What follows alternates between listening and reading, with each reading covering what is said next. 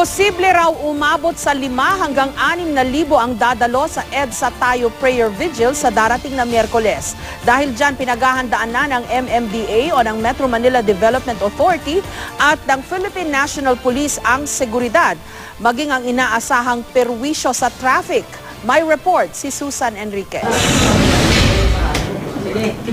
Kasado na ang traffic rerouting at security plan para sa anti-pork barrel rally sa Miyerkules. Nag-closed-door meeting ang MMDA at ang regional directors ng PNP sa Metro Manila.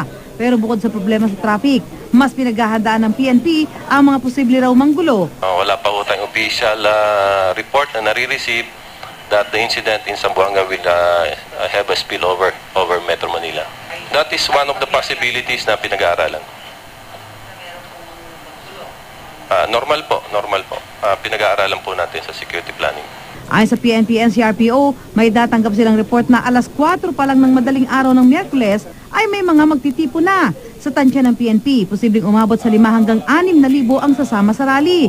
Mas maliit na bilang daw ito kung ikukumpara sa Million People March sa Luneta noong August 26 na ayon sa National Parks Development Committee ay umabot sa tinatayang hanggang 300,000 tao.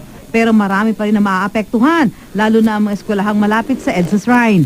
Sana po maisip po ito ng ating mga rallies that what they're doing is would cause a lot of problems to disinterested parties o yung mga innocenteng tao, the likes of the students.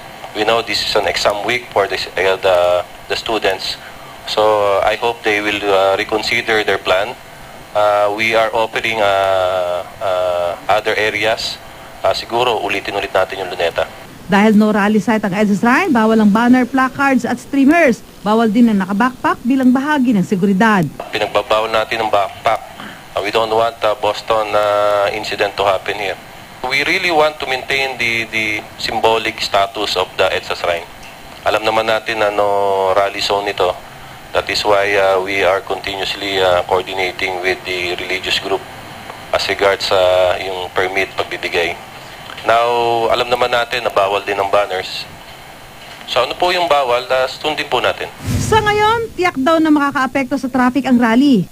Kaya ilalabas bukas ang ipatutupad na rerouting plan ng MMDA. Magkakaroon din ng standby 6x6 trucks para sa mga posibleng ma-stranded.